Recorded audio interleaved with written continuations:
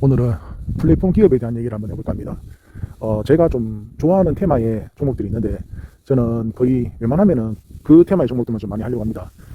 제가 갑자기 왜 플랫폼 기업에 대한 얘기를 하냐면은, 저도 사실 궁극적으로 하고 싶은 거는 플랫폼 기업이기 때문에 한번 얘기를 한번 시작해 봅니다. 그 유튜브에 어제 제가 영상을 보다 보니까, 위워크라는 회사가 있더라고요. 그 회사에 투자한 이제 손 마사요시 15조 원을 손실을 봤다고 그렇게 나오더라고요.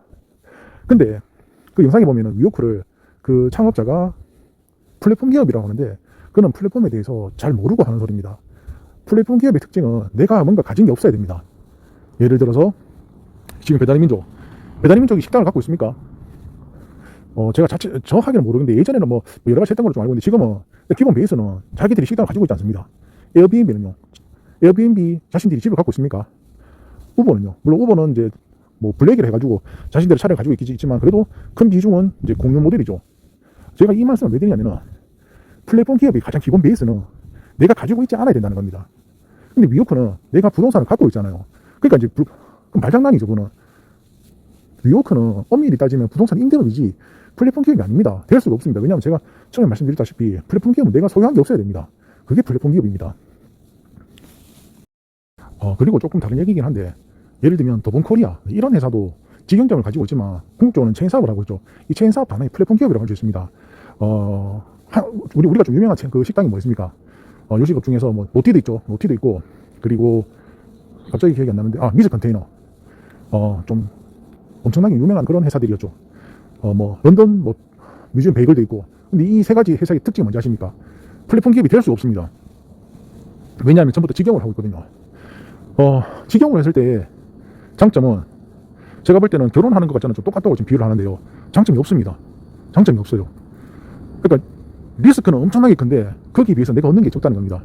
직영을 하게 되면 내가 일단은 직원들 다 뽑아야 되죠. 직원들이 많아지면 리스크는 제곱으로 늘어납니다. 이 사업을 해보신 분들이라면 제가 하는 얘기가 무슨 말인지 알 겁니다. 직원이 한 명씩 늘어날 때마다 그 리스크는 제곱으로 증가한다고 보시면 됩니다. 제가 그래서 사람 많이 쓰는 비즈니스를 되게 싫어하거든요. 뭐 인건비가 많이 나가는 이유도 있겠지만 리스크가 커집니다. 일단 기본적으로. 특히 큰 기업은 그 리스크 자체가, 예를 들면 10,000분의 1이다. 그럼 리스크 자체가 그렇게 크지 않잖아요. 근데 이게 10분의 1, 100분의 1 되보십시오. 그럼 리스크가 기하급수적으로 늘어나죠. 그렇기 때문에 노티드하고 미즈 컨테이너, 이제 이런 회사들이 실수한 게 뭐냐면 가맹사업을 했었어야 됐다는 겁니다. 이 말은 뭐냐면 남의 돈으로 사업을 할 수 있다는 겁니다. 물론 이제 단점은 있죠. 그만큼 수익률 자체가 줄어들지만, 그렇지만은 리스크 자체가 줄어들기 때문에 결국은 기대 수익률 자체가 높아질 수밖에 없습니다. 그러니까 절대적인 수익률 자체는 낮아지겠지만 상대적인 기대 수익률 자체는 높아질 수밖에 없는 게, 그게 당연시사입니다. 지금 노티드 보십시오. 환물 갔잖아요. 미즈 컨테이너 물론 아직도 있습니다. 환물 갔죠. 미즈 컨테이너 사장이 뒤늦게 그걸 이제 후회하고, 미즈 컨테이너는 체인 사업을 하기 늦었다고 본인이 판단한 것 같아요. 그래서 토끼정이라는 것을 서가인쿡하고 손붙잡고 체인 사업을 진행했지만 이미 늦었죠. 네, 때를 놓쳤습니다. 인생은 타이밍이라는 말을 하잖아요. 처음에 미즈 컨테이너가 엄청나게 핫했을 때 체인머니가 어마어마하게 들어갔습니다.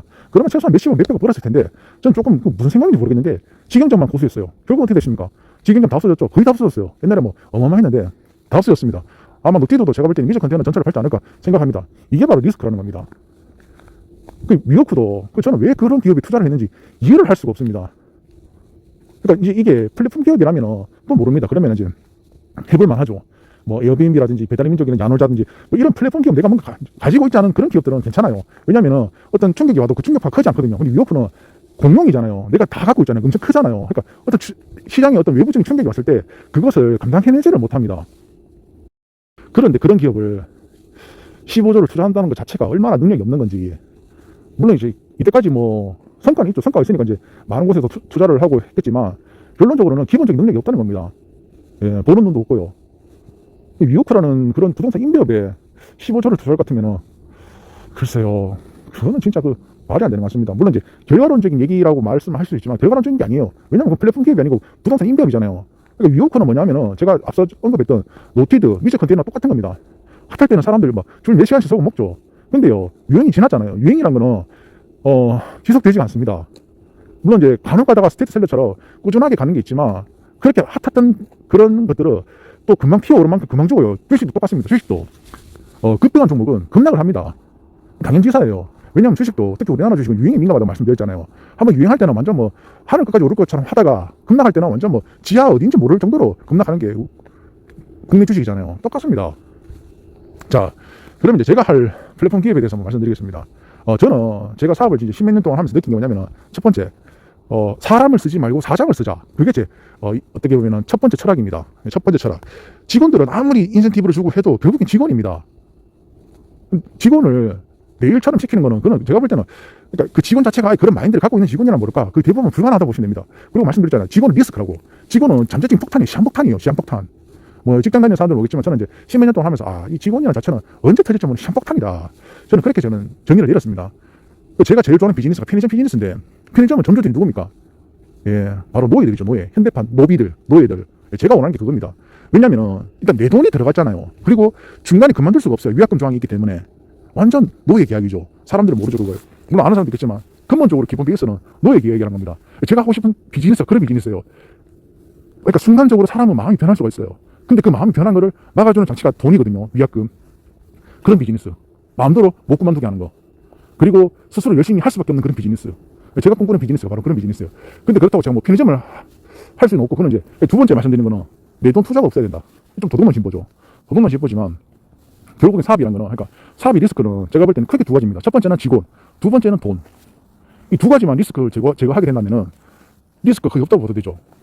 그러면 내 돈 투자 없이 어떻게 사업을 할 수 있을까요? 그게 지금 제가 이제 제일 딜레마이긴 합니다. 그러니까 돈이, 물론 이제 아예 투자를 안 하겠다는 건 아니죠. 투자를 해봐야 제가 생각하는 거는 뭐 한 1억 미만 선에서, 그렇다고 그게 이제 시설에 대한 투자는 아닙니다. 시설에 대한 투자해서 뭐 하겠다 이런 생각은 전혀 하지 않습니다. 그거 쓸데없는 생각이고요. 제가 지금 하고 있는 사업 자체가 약간 비싸긴 한데, 근데 모르겠습니다. 이걸 어떻게 풀어나가야 될지, 아니면 새로운 걸 풀어 나가야 될지, 뭐 이런저런 생각을 합니다. 그러면서도, 제일 만만한 게, 저는 이제 동남만 가서 뭔가를 좀 하려고 생각을 하는데요. 이미 배달이라는 거는 동남아도 뭐 그랩이라든지 뭐 여러 가지 그런 플랫폼들이 있잖아요. 그런 것들 내가 지금 하기는 늦었고. 그래서 이제 그런 것들을 좀 면밀히 생각하고 있습니다.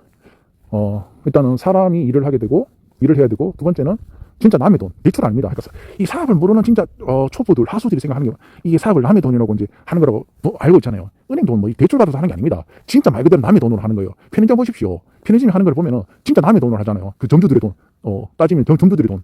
그게 바로 남의 돈으로 사업을 한다는 겁니다. 제가 하고 싶은 게 뭐예요? 그러니까 사람이 아니라 사장을 고용하고, 그리고 그 사람들이 돈을 투자하는 그런 사업. 예, 제가 원하는 게 바로 그런 사업입니다. 십몇 년 지나서 제가 이거를 깨달았습니다. 이거를 진짜 초창기에 제가 이걸 깨달았으면은, 지금 뭐라도 되긴 됐을 건데, 물론 중간에도 제가 이제 뭐 여러 가지 있었지만은, 뭐 제일 만만한 게 이제 알바 총구 생기기 전에 저는 이제 그거를 기획했는데, 그때는 나이가 너무 어려가지고 어떻게 할 줄 몰랐습니다. 지금 그게 좀 제가 인생에 따지면 좀 아쉬운 거죠. 예. 그때는 생각이 너무 좀 뭐랄까 좀 부족했다. 지금은 이제 인생을 살면서 여러 가지 경험들을 하다 보니까 그런 생각들이 드는 것 같아요.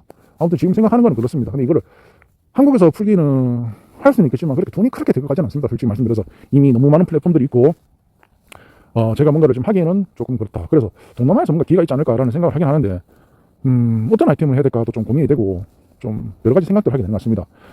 그래서 솔직히 말씀드려서 생각하는 거는 조금 엑셀 방송, 엑셀 방송의 어떤 시스테마, 이거를 좀 생각하고, 요즘에 이제 한국에도 엑셀 방송 진짜 많이 생겼잖아요. 근데 그런 거 말고, 그러니까 좀 뭔가 좀, 솔직히 좀 그런 거는, 이 급을 좀 따지긴 그런데, 제가 볼 땐 저급한 것 같아요. 저급하고, 제가 보니까 뭐 이상한 추임새를 자꾸 넣더라고요. 그거 아닌데, 뭐, 모르겠습니다. 일단, 제가 생각하는 엑셀 방송은 그런 게 아닌데, 일단은, 하고 싶은 건 엑셀 방송이긴 해요. 근데 이제 그걸 어떻게 시스템화해서 할 것인가. 결국엔 사람을 써야 되는데, 근데 엑셀 방송에 출연한 사람들도 내 직원 아니잖아요. 자기들이 해가지고 자기들이 보니까 영업직이잖아요. 스스로 내가 열심히 해서 돈을 번다. 그런 시스템은 좀 있는데, 모르겠습니다. 일단 뭐, 그런 기본적인 틀은 나중에 한번 기회 되면 한번 좀 언급해 보도록 하겠습니다. 엑셀 방송에 대해서 사실 제가 한 1년 동안 좀 생각을 하고 있거든요. 계속 기획안을 짜고 있긴 있는데, 모르겠습니다. 일단 실행을 해봐야 되는 거니까, 그거는.